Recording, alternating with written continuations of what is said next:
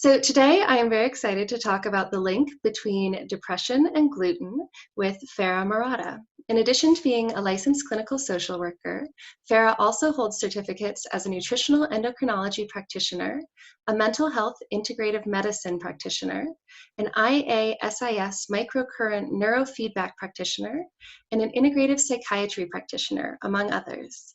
In 2015, she was given the Best of Arvada Award for marriage, family, child, and individual counseling. Fara has used her extensive knowledge of nutrition and psychiatry to help heal patients with chronic depression, anxiety, PTSD, autism, and ADHD. Her unique approach treats the whole patient, mentally, physically, emotionally, and spiritually, by targeting the root cause of illness. Today, she's joining me to talk about the relationship between gluten and depression. And Fara has also shared a wonderful resource with us. You'll find it in the video description.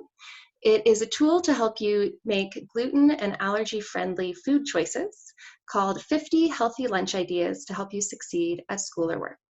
Fara, thank you so much for joining me today. Thank you for having me, Rachel. So let's jump right in. You have been in practice for over 20 years. At what point did you first realize that there was a connection between gluten and depression? It was probably early on, so probably within the first 3 to 4 years. And it actually started with my own journey and struggles that I had. I was in a really bad car accident, had an airbag explode in my face, and just completely shifted my life. I was actually in my master's program at the time. And as I started working and dealing with clients for a variety of reasons, I was struggling with my own depression. And my doctors just had me on lots of medication, including antidepressants, and I just wasn't functioning well or feeling well. So I started seeking ways that I could treat myself naturally to wean off the medications and just find a better way to live life. And as I was on my journey and realized I was doing so well, I thought, geez, what if I do this with my clients? What would happen with them? And so I started implementing some of the food things that I had learned. And back then, it actually was like Atkins diet, right? The keto thing. And so for myself, I thought, oh, I'm insulin resistant. I can't handle carbs. So it's a carb issue. Well, interestingly enough, as I started working with my clients and asking them to reduce carbs, sometimes go off carbs, really focus on some protein, they just got exponentially better. And that was, at first I thought it's a metabolism issue. But then as I kept going year after year, I thought there's more to it than metabolism. So I started doing my own research because, we're talking 25 years ago. So there wasn't the internet like we have today. And it was pretty cumbersome sometimes to find the research that I needed. But what I really realized was my anxiety and depression clients, my PTSD clients did so much better when we worked on nutrition. Fast forward, as I'm continuing to teach myself, I think, gosh, this is ridiculous. I need to go to school. I need to really figure this out. So that's what led me to my certificate in nutritional endocrinology. And that is where I learned it's a gluten issue, not a carb issue. But if you think about it, and I don't know if you or your audience knows a lot about keto, it's like the big, huge thing right now. And it is a good plan, but it's really understanding so many people feel better on keto because they are eliminating gluten. They're also eliminating sugar. So as we go through our talk today, I'll be explaining a little bit more about that and just the journey that I went on and understanding that connection between gluten and depression. Well, I think that's so fascinating because we had the Atkins diet was the fashionable diet of its time, and now the keto is kind of the Atkins of 2020. Yep. And that is so fascinating because people do have such drastic results that they assume are from the specifics of that diet. It's interesting to think how much of it is really from gluten. It's from gluten, and what we'll also be talking about is just how gluten plays a role in the digestive system and inflammation. So we'll talk more about that as we go through the talk today. Okay, well, maybe that's a good segue into my next question is how specifically does gluten sensitivity impact depression itself? Like, what is the relationship between being reactive to gluten and getting depressed? So a really good book I would recommend everybody read is called Grain Brain by Dr. Perlmutter. And it's been around for probably at least 10 years now, but he is a neurologist, and he does such a great job writing his book in layman's terms to understand the history of gluten in America and to understand how it affects your body and your brain. But basically, there's a protein peptide in gluten called gliadin, and that protein peptide is very difficult for any human to digest. Now, Dr. Tom O'Brien, who I've also done training under, and he's the kind of a gluten guru himself, he says no human can digest gluten protein. Really? Yeah, and he also is the one that helped coin non-celiac gluten sensitivity, because we used to think you're either celiac or you're not. And now we know there's a continuum. So the problem is that protein gets in our digestive system, and if you have a sensitivity or even celiac, which is we'll talk about later, what happens in your digestive system is you have these little fingers called villi. Okay, and they're just wiggling all the time, and as food and liquid pass by, they suck in the nutrients. And that's how we get all the nutrients from the food we eat as it goes through the small intestine and large intestine. Well, if you have a sensitivity, over time, those get worn down and they start retracting.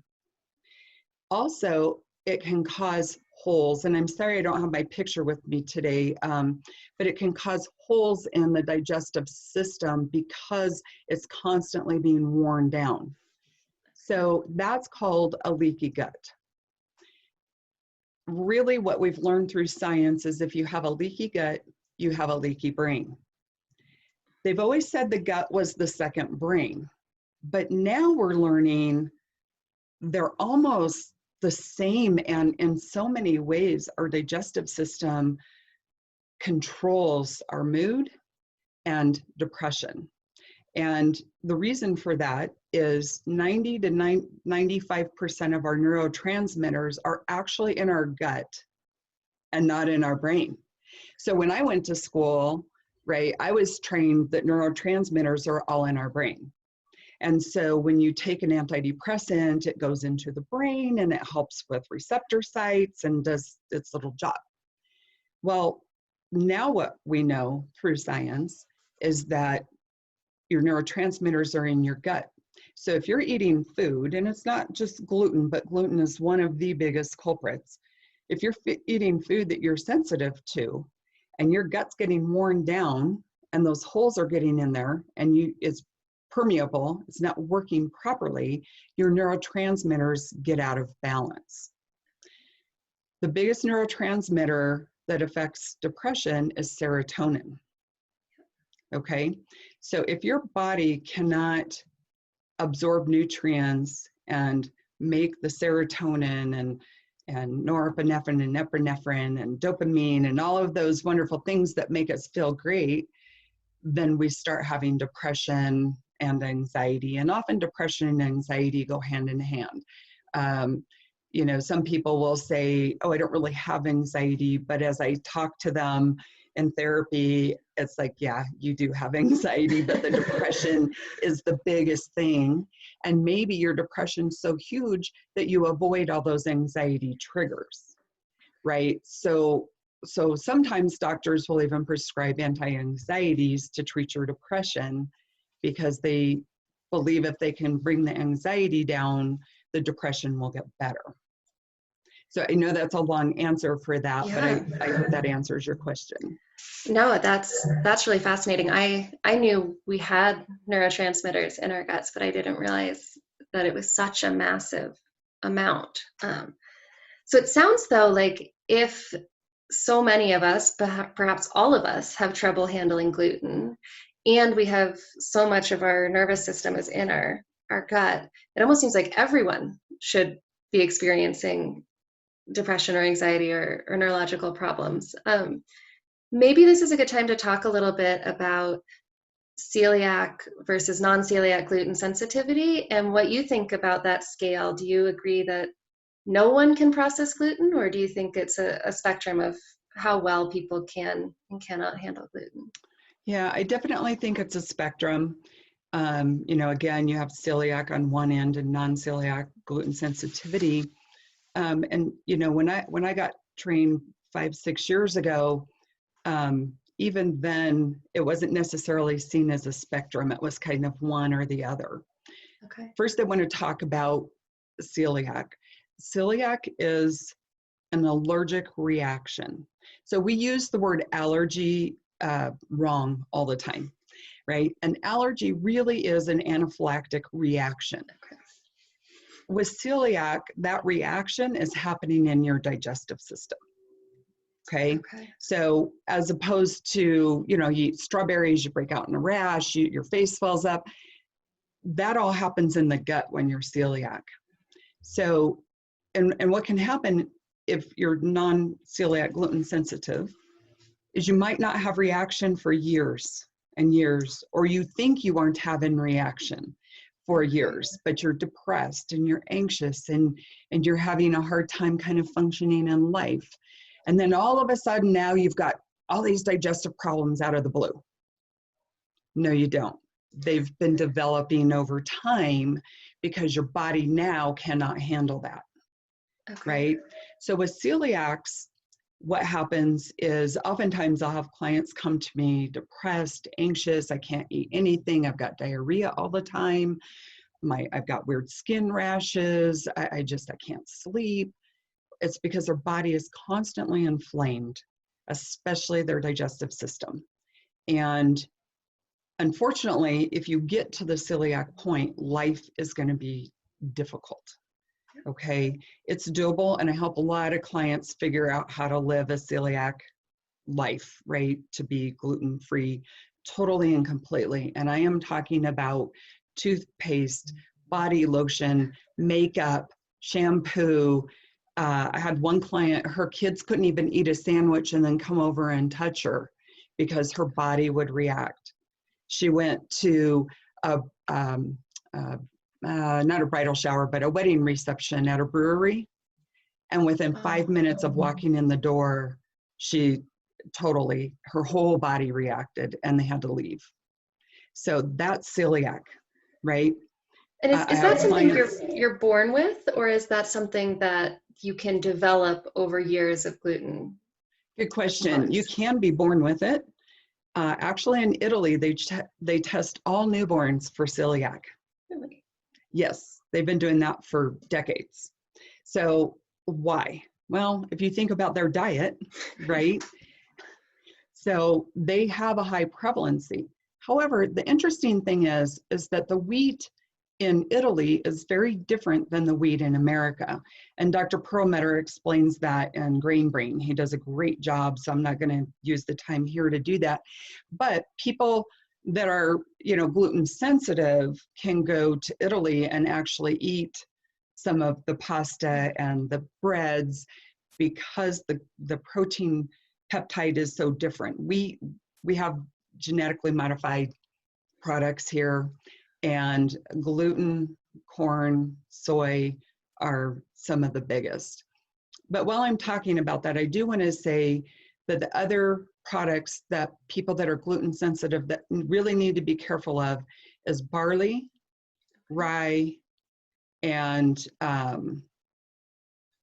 I can't think of the other one. I'll have to, I think I have it in my notes here. So you have to be really careful. The way they do labels now on food is, right, they have allergies, and then they'll put like gluten, soy, nuts. So that's one way to know.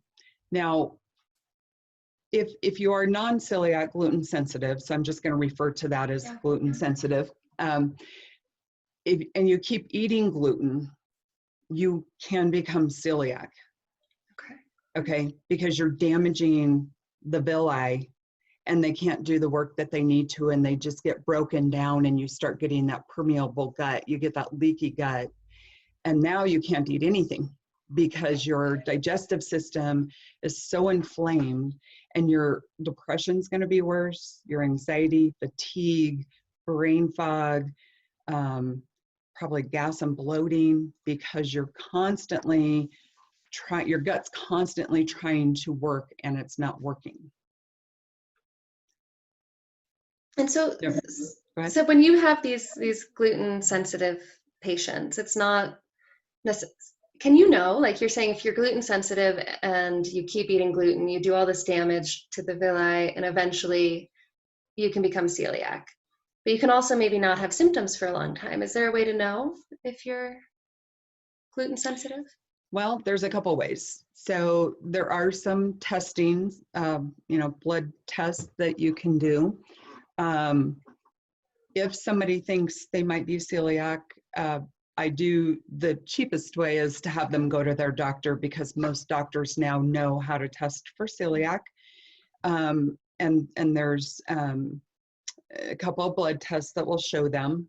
And then also they often will do a biopsy of the colon to look at those villi to see what kind of damage has been done to the villi. Okay. Now, I do that for people some people need a black and white that says you are, because they're like, I don't want to give up my beer, and I don't want to give up my pizza or my pretzels, right? And that's the biggest problem I have with family, friends, and clients is bagels. Yep. And so there are tests that you can do. If you're more on the sensitive side, one of the things that I do is just say, let's eliminate gluten. Now, before we talk about that, I just want to say, if you're going to be celiac tested, you have to eat gluten for at least 6 weeks. So don't give up gluten and then go get tested. Okay. Right. And then, because then you're going to have to eat gluten again and make yourself sick, right? So, and it stinks that that's the way it works, but once you remove gluten, your villi start healing, your gut starts healing, and now they really can't tell. So they have to catch you when you're in the active inflammation state during the testing. So if you're gluten sensitive, the easiest way to figure out is to remove the gluten, okay? So when you remove the gluten, you have to be careful for hidden gluten. Soy sauce has gluten. Ketchup can have gluten. Ranch dressing, pasta sauce, right? So you have to really become a label reader. And I do a lot of educational stuff with my clients on how to read labels. And people ask me all the time, because I'm gluten-free, dairy-free, soy-free, corn-free, sugar-free. I've been gluten-free for over 15 years. Trying to think, actually, probably 20-ish years now. And I've been sugar-free for about 15 years. Yep. And then when they thought I had thyroid cancer and removed my thyroid, they told me to quit eating dairy.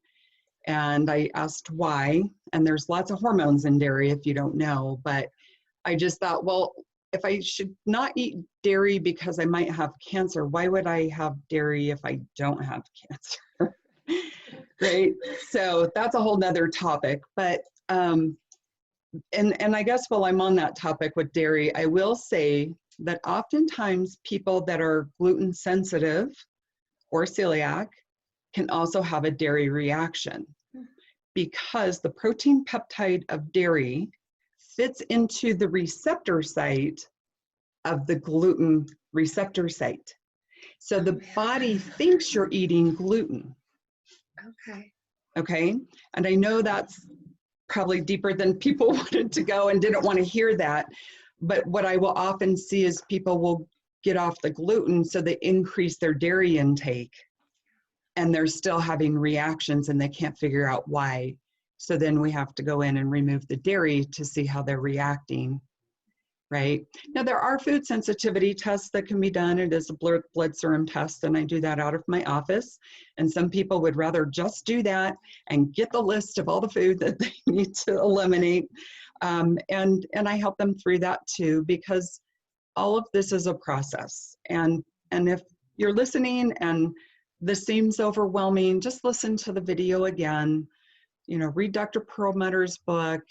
There's a couple others out there. No Grain, No Pain is another good book.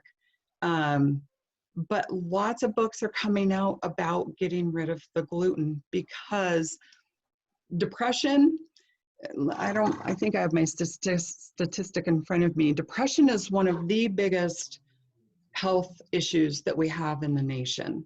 And especially with COVID, it breaks my heart how much worse depression is right now, as we're all struggling with what's happening with COVID.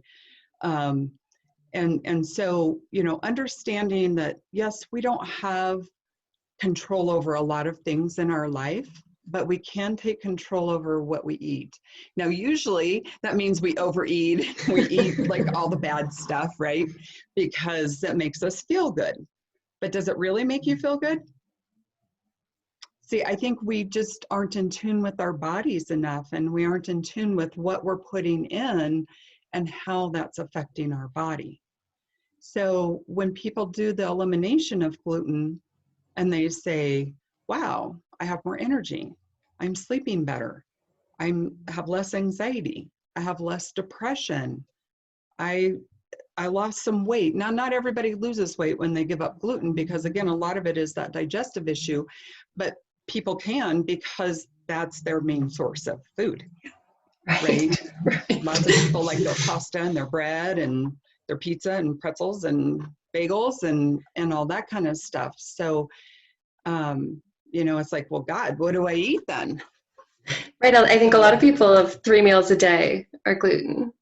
Absolutely. It sounds though like, oh, go ahead. I was just going to say, when people ask, what do I eat? I say, just get outside of the box. Get out of the Pop-Tart box, the toaster strudel box, the cereal box, the waffle box, right? And go back to whole food. And that might be daunting for many people, but just start with 1 meal a day. Just change 1 meal a day until that becomes a habit, a week, 10 days. Then change another meal in the day. Right? Because it takes time. It really does. Well, that's how much time? So it sounds like you're seeing really positive results in your patients and with yourself by cutting out gluten. And it sounds like if you can't even tell if someone's celiac when they haven't had gluten for several weeks, it does sound like that healing can happen pretty quickly. Like if I'm struggling with depression and I cut out gluten entirely, when can I expect to see a change? So everybody's different, and it depends on if you're totally cutting it out or just a little. Okay, so one thing you have to remember with gluten is 1 bite hurts you. Okay, so it's either it's almost like sobriety. I'm either off gluten or I'm not. Right? 1 bite hurts you. Why? Because as soon as that gluten starts down the digestive tract and gets into your gut, that inflammation starts again, the villi get damaged again, right? So it starts all over. So it has to be, you're off, okay? Some people within 5 to 7 days can notice the difference. Other people really start noticing a difference in a couple of weeks. When I do a gut repair and detox program with people, you know, sometimes it's a week that they really start noticing the little stuff. And then about that 3-week, 4-week mark, that's when we start seeing much bigger things happening in their life. And that's when I think the sleep really starts to shift, and the more energy, because now you aren't constantly fighting this inflammation that's happening. And with the depression piece of it, and do you feel like you've seen any patients that like the gluten is the only cause of their depression, and when they cut out gluten, they recover completely? Is that possible, or is it just a factor? I think that it can be like one of the biggest things that's causing their depression. However, I would say by the time I see somebody for depression, so many things in their life have been affected by their depression that it's not like, oh, I give up gluten and now my life is perfect, right? Because now they're dealing with, I have to eat differently, I have to grocery shop, I have to cook, I have to do all these things different. I'm different than my friends, I'm different, how do I manage this? So that brings its own anxiety and possible depression that needs to be worked through.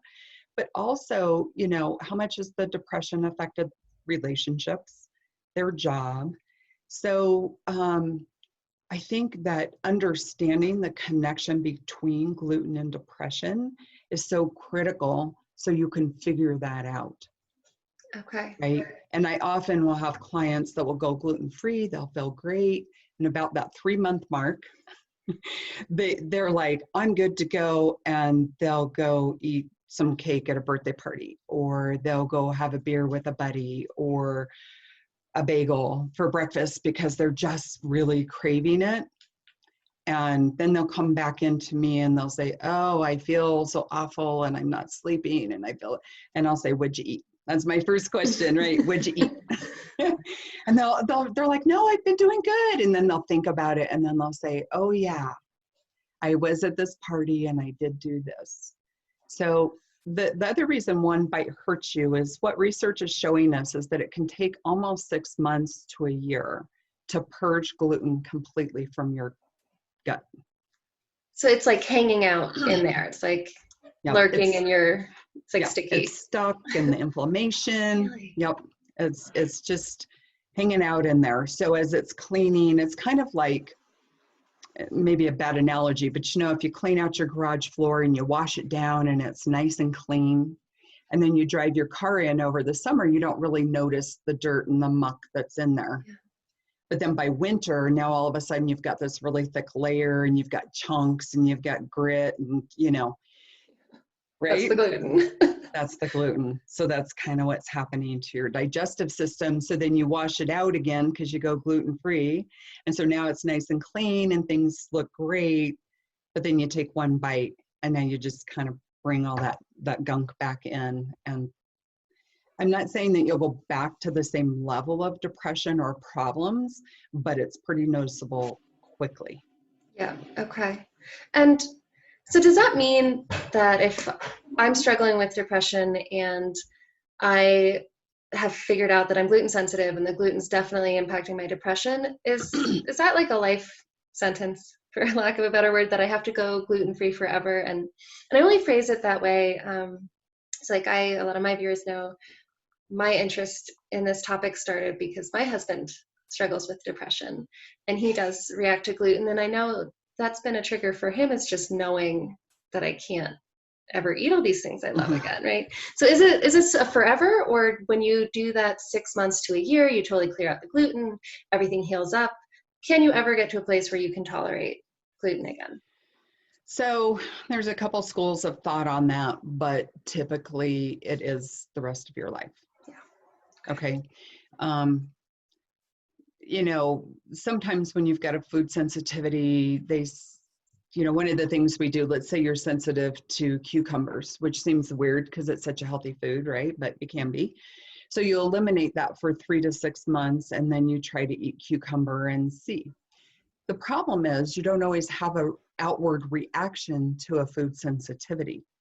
Okay. So, for instance, like I was having issues with cystic acne, and no one could figure out what it was coming from.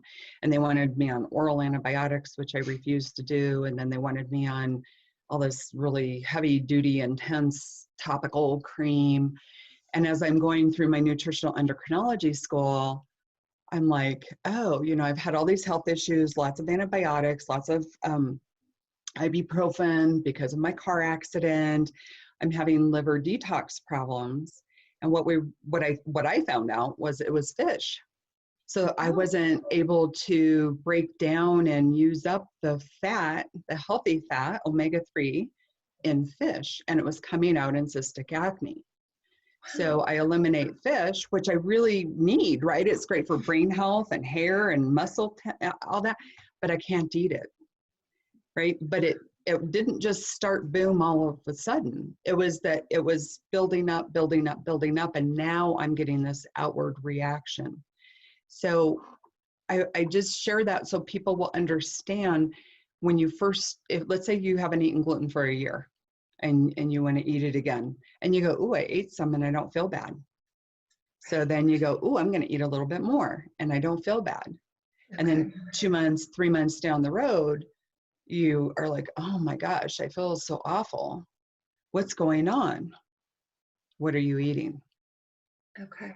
Right? What are you eating? So now, it can be deceptive that you have healed and can tolerate it. Absolutely. Okay. And one other thing that's a good sign of gluten sensitivity is if you feel very tired after eating gluten. Okay. So on my journey, when I very first was learning about all of this, I went to Panera on a very cold day here in Colorado, snowy. I thought, I'm going to go get some broccoli cheese soup. Okay. Sounds fine, right? And I eat my broccoli cheese soup, and I'm so thankful that I don't have a client for an hour and a half because I cannot stay awake. And I crash on my psychotherapy couch and I literally sleep for 45 minutes. Wow. Right? And I thought, what in the world? So again, this was a long time ago and it was hard to get the ingredients of the soup, but that was the only thing different that I had. So I actually drove to Panera and asked if I could get an ingredient list. And sure enough, they use gluten. So wheat, gluten is a binder. Okay. So it's in soups. That's why it's in salad dressings. That's why it's in baked goods. So it's in a lot of things. And you can look online. I'll actually have a handout for your people in probably a couple of weeks. So if they go in and get the one that we've just talked, that you're going to give at the end of the talk, they'll be put on a list that they'll get this handout on how to eat gluten-free. And I've got a list attached to that for hidden gluten. Awesome. Because that's important. But I'll tell you what, if I call it the click factor. I know that's not very scientific, but the click factor is what helps somebody be successful or not. Okay. Right? Your desire to be healthy, whole, and functioning and living and enjoying your life the way you want has to be greater than your desire to eat gluten. Now, you might say, I want that. I really, really want that. And I believe that you do. But when that food is in front of you, in that moment, that food is more important. It takes time to switch your thinking. It's hard. I've lived it. I know it. I've people in my family, my friends, right? And I've watched them go gluten-free and then not, and get sick and start all over. So I've done this personally, and I've helped hundreds of clients go through this. But when you start feeling better, journal that, write it down. So when you're tempted to eat or drink whatever that is that you want, go back and say, but look at how great I'm feeling right now. And look at where I was. And is it really worth that one bite? I love that. I think, yeah, that's such kind of a clear action that you can take, because there's that like greater vision of what I want my life to be like, but then there's the in the moment craving or desire or convenience, right? Yeah, and I think the hardest part with depressed people, and I've suffered depression, so I know this. I used to say, if I could get tone and lose weight for how much I think about going to work out, I would be so fit, right? But I was so depressed, I just couldn't even get to that point. So I know a lot of people are going to have a support system, right? They need to have a spouse, a family member, a friend, a parent, a child, somebody to help them make these choices and help with grocery shopping. And that's why I gave you that checklist, because it's a great place to start. It's just a different way of thinking. And it is a different lifestyle. But when you feel better and you have more energy to do the things that you want to do, instead of spiraling down like we do with depression, right? Because it's like, okay, now I have this knowledge of gluten and depression, but I ate gluten. And so now I'm going to beat myself up because I made a bad choice and it's contributing to my depression. And then like, and so we spiral down. Go the other way. I can make a good choice today. I feel better. Because I feel better, I can make a better choice for my next meal, right? I make that better choice. So now it's easier and I can think clearer, so I can make better decisions on what I'm going to eat, what I'm going to grocery shop. And so we can spiral up, but we have to realize that we can do that. And we do need support. I did it by myself because nobody in my family understood, but I didn't like how I felt and I didn't want to be on all the medication that I was on. What advice would you give to somebody who is trying to support a partner through depression who has a gluten sensitivity? How can they be helpful? Because I think there's the food part, right, and helping with the shopping and the food preparation, but then there's also the challenge of that mental cycle when when the person you're trying to support gets into that spiral. What would you tell those people? Mm-hmm. Well, of course, it's trying to be understanding and not fight over the decisions. So definitely when you're both in a good place, sorry, I have a little fly around me. No, that's okay. When you're both in a good place to sit down and say, where do we want to start with this and what's really doable?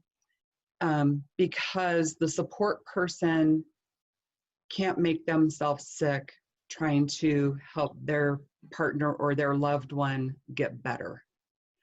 And by that, I mean, we can stress ourselves out so greatly and get so angry and frustrated that I'm trying to help you and you aren't making these decisions. And that doesn't help anybody, right? So I think you have to make an agreement with just one or two starting points. And then you just do what you agreed to do. And if they want to make a poor choice, then they make a poor choice and you have to let that be theirs. And you just have to, maybe go in the other room and just breathe through it and say, okay, we'll start again on the next meal. Yeah. But I think what I find is, and I often will bring the spouse in, the person or a friend or family member to educate that person as well. Because if only one person is educated, it doesn't work. You both have to have the same understanding. So again, back to Grain Brain, I ask both people, the support person and the depressed person, to read the book, read it together, listen to it on audio, whatever works best, so that you have the same understanding and the same starting point. Yeah. Okay. That makes a lot of sense, because if the person who's depressed is already struggling with the motivation to stick with it and the partner has no idea what's going on, that's a challenge. And you said you did this really on your own, which must have been challenging. But you must have seen some pretty dramatic changes for yourself when you made that shift. Like, was there a moment where you were like, wow, this is worth it? And it was several. It was, so I was in private practice at the time with my psychotherapy, and I just noticed I started having more energy and that I was thinking clearer. And because of my car accident and the severe disabilities that I had from that, I wasn't able to exercise and I gained like 90 pounds. And as I started changing what I was eating, I actually lost 60 pounds in 4 months. And I ended up losing the 90 pounds in about a 9-month, 1-year period. Now, not everybody will have those kind of results, but it just was like this huge light bulb moment, my click factor. Yeah. This food is hurting me, so I'm not going to go back and eat it because I feel so much better. When I have a gluten exposure, it's a great reminder to me of why I don't eat gluten, right? Because I've been gluten-free for so long, I'm like tired, I can't keep my eyes open, I can't focus and concentrate on what I'm doing, I need a nap. One day after I had been sugar-free for probably about 3 years, I ate something that had sugar in it and had a migraine for 3 days. That was all I needed to say, okay, I'm not going to eat sugar anymore, right? So those are my click factors. Like, I didn't like the way I felt. I didn't want to have to use medication and ibuprofen to manage my pain from the inflammation, medication to help me sleep because I wasn't sleeping well. But now we've got so much research out there that we understand things so differently than we did back then. Yeah, the gluten-free is really becoming a very mainstream idea. Mm-hmm. You mentioned getting people away from the boxes, right? Away from Mm-hmm. the boxed foods as they make this transition. How do you feel about all of the gluten-free products that are out there? You know, now there's gluten-free frozen waffles and gluten-free pot stickers and gluten-free breads and gluten-free. Do you think for anyone who's gluten sensitive, but particularly somebody struggling with depression, are those good alternatives to gluten, or are they something that should be avoided also? I will say they're good alternatives to start, right? Okay. Typically, I don't want people to do this for that, if that makes sense, right? And gluten-free bread is expensive, so you know that'll help you get off the bread. Helps you limit it. Yes, but and we have a great vendor here in Arvada, gluten-free things. He's online, he ships. That's who I use for my gluten-free bread because half my family is gluten sensitive, kind of that borderline celiac. My grandson was 13, 14 when he got diagnosed. And it really was this aha moment because we did a whole food sensitivity panel on him. But so for like Easter and Christmas, you know, we want rolls, and Thanksgiving to have rolls with your gravy, right? But so we do that. We do replace it with that. A lot of the gluten-free stuff is junk, just like the other box stuff is junk. So really what I try to teach my clients is to be more aware about nutrient density. Okay. Right? Waffles are waffles. Now, if you want to make your own waffles, if you will just do an online search for paleo waffles, you will find some really yummy, tasty waffles that you can make. And when I do that, I'll just make like 12 and I'll freeze some and put some in the fridge, assuming grandkids aren't over here eating them all, right? And so I do that. I found some great paleo muffin. My banana paleo muffin is like 4 bananas, 4 eggs, a half a cup of coconut flour, half a cup of almond flour, and some coconut oil, I think, right? You mix it up and they're delicious. My family loves it. Now, when I went gluten-free, they didn't have all that stuff. So I love that you can find all these recipes online. Paleo is great. It's grain-free, so it never has gluten. And then it's also sugar-free.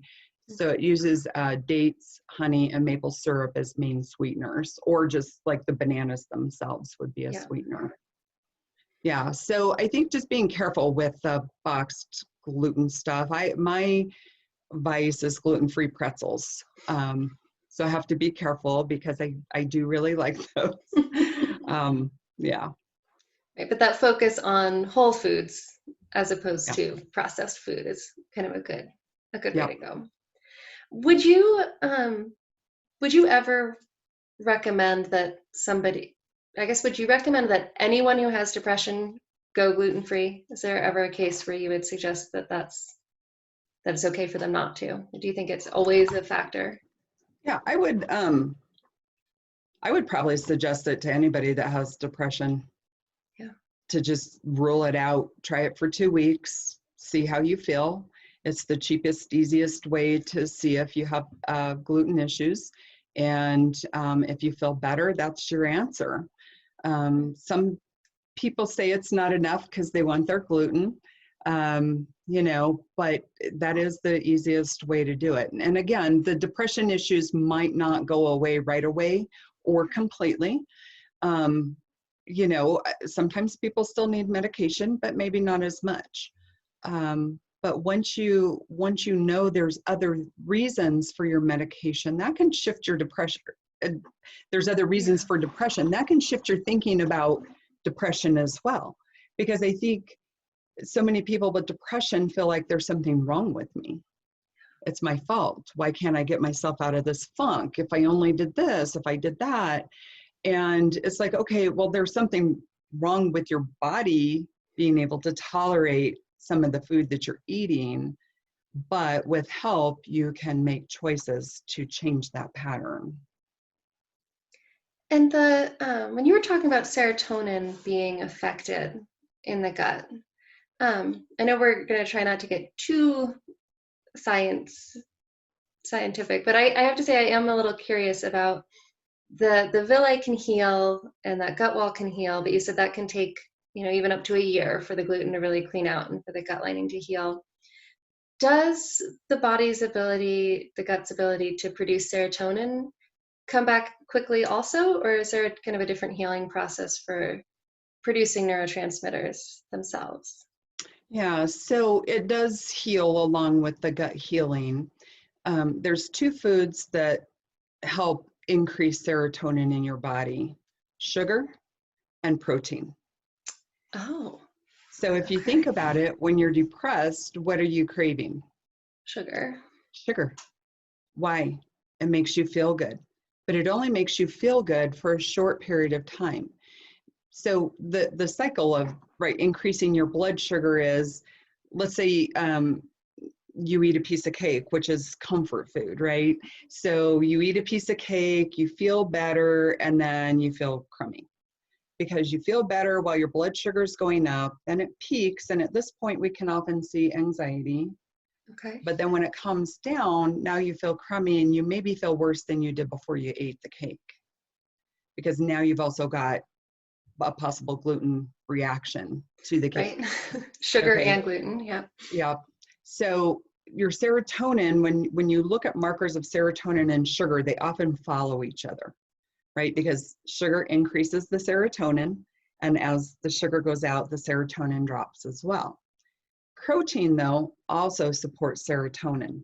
So I recommend all my clients to eat at least 3 proteins a day. Okay.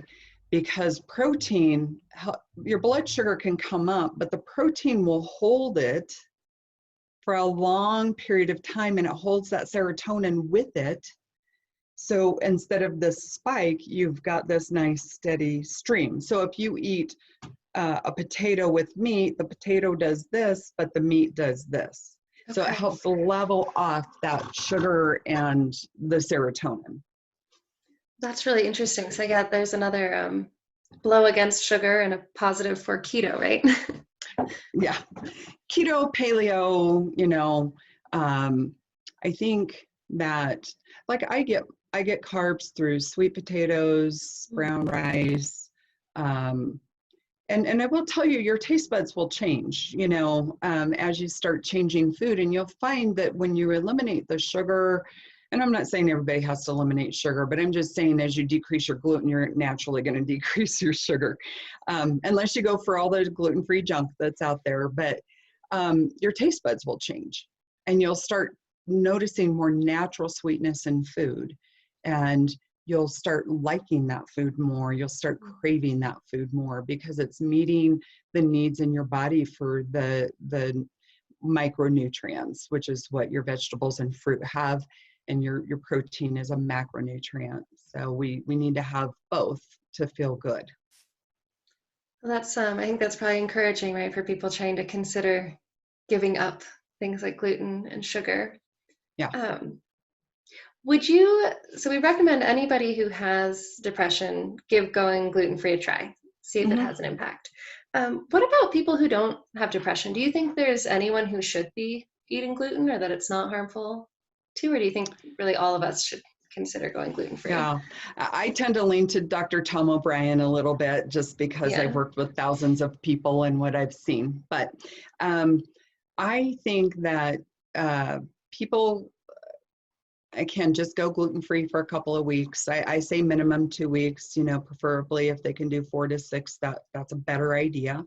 But just see for themselves, right? Because even you might not have depression. I didn't have depression, but and when I get tested, I am definitely gluten sensitive.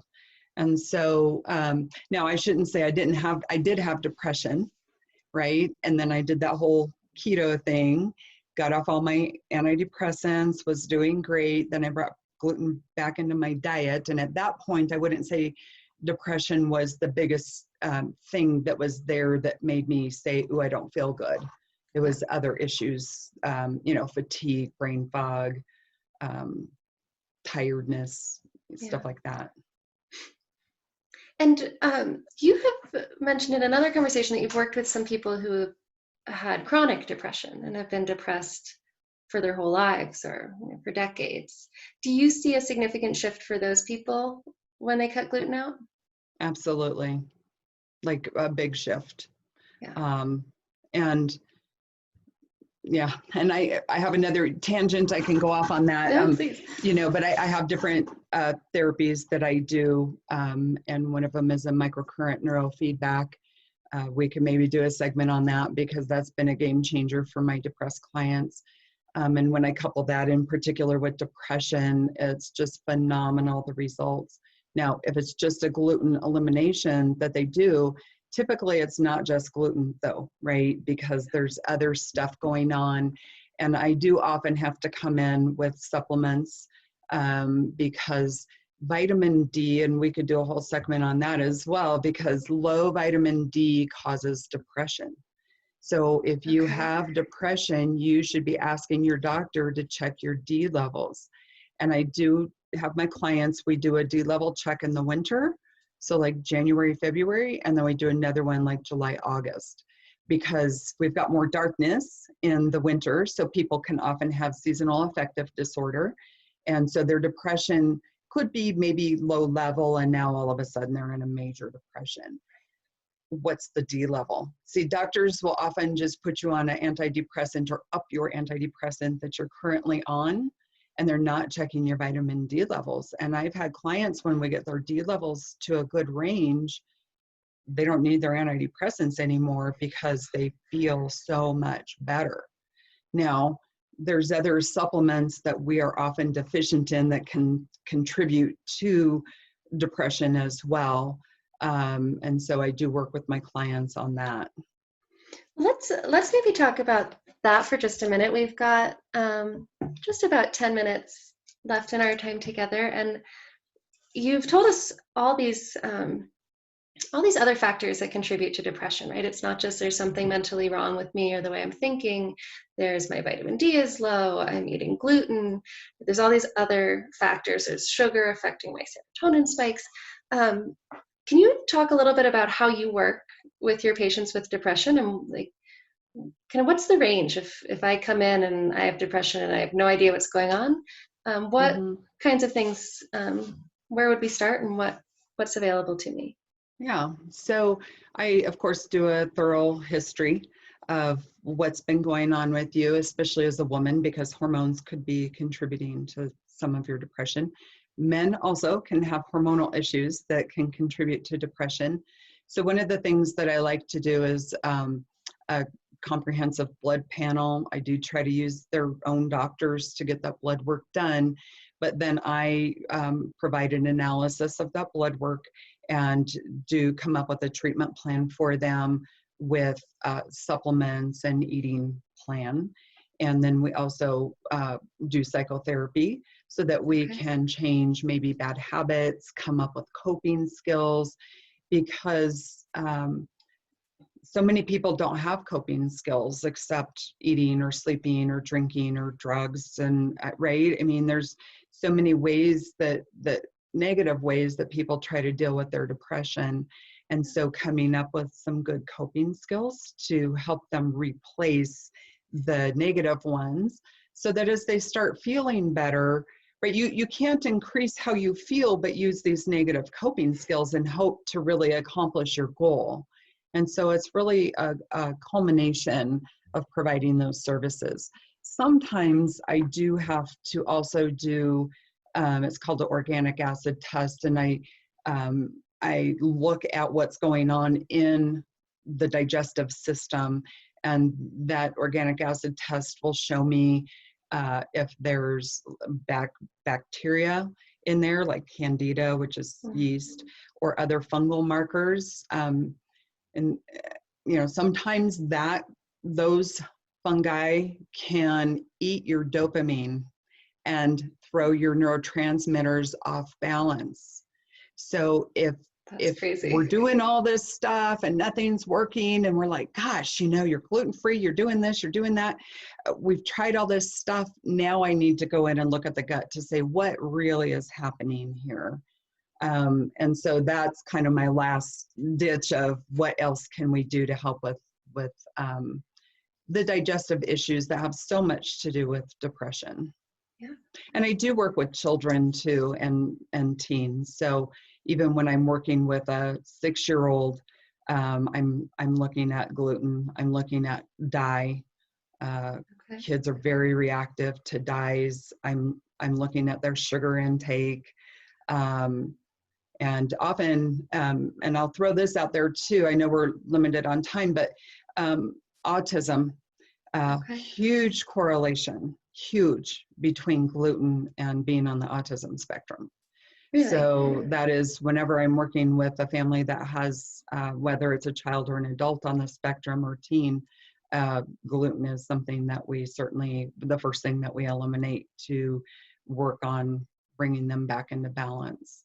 So I have different levels of different things that I can provide people to help them get started. And of course, it depends on their severity and what their biggest struggles are, as to kind of my starting point. Right. I love that you're using the nutrition and really understanding what's happening physically, and then pairing it with the psychotherapy, right? And with the coping skills. And because I think so often we're kind of left with just the psychotherapy and trying to overcome it all in the brain without really looking at the rest of the body.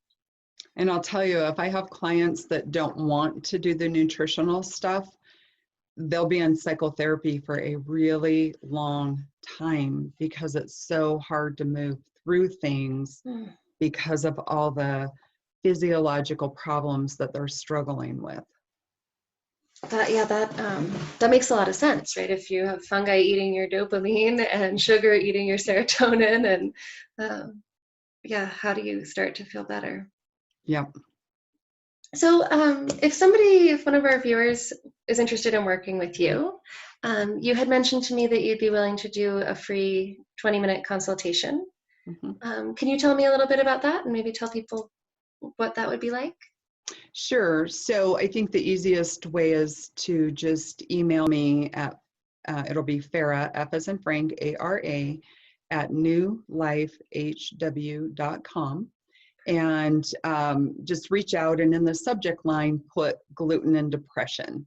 And then I'll know that you're from this talk. And during that 20-minute free consultation, we'll discuss, what exactly is going on with you, kind of what is the severity of your depression. And I know it's a short period of time, but I've been doing this a long time. So I can say, this is the starting point that I would have with you if you would like to take the next step with me in figuring out how to get you healthy and started on the right track. That's amazing. Thank you so much for offering that, because I think, and I'll just remind our viewers too, the depression piece, absolutely, but you're also available to work with people who are going through PTSD, dealing with autism, ADHD, right? There's some other Mm-hmm. other Yeah, areas so that I'm you a work trauma with. specialist as well. So I do a lot of sex abuse work and kind of domestic violence. And so a lot of PTSD work. And I will say veterans, like a lot of these Okay. veterans with PTSD and depression, amazing results when we can go in and heal the gut. Yeah. That's wonderful. Well, thank you for being Yeah. such a good resource and for sharing so much of your knowledge. Yeah, I have a new perspective because my husband has been gluten-free for a long time and I am the occasional gluten eater. So I have to rethink my own relationship with Sure. gluten now. Is there anything else that you would like people to know before we close? No, I just encourage you to get the book, Grain Brain. It'll really educate you. And I think just be open to what we talked about. I know it's a lot of information. So listen to it again if you have to. Contact me. I'll answer questions for you. And I just love the opportunity, Rachael, to offer some new information to people that maybe had no idea, because my whole goal is really to help people have a better life. And depression is a tough one. And it's a passion. I just love helping people feel better. And I can say as a psychotherapist for 20 years working in trauma and abuse, it's a nice change to really help people improve their life in such a great way, and teach them how to take charge of their own life and how to make their own decisions to lift themselves up and be better. Yeah. No, that's wonderful. And you've given people such a concrete thing that they can control and that they can do. And I hope that is as empowering for other people to hear as it is for me. So thank you so much Yeah. again for being with Yes. me today, Fara. Well, thank you so much for having me.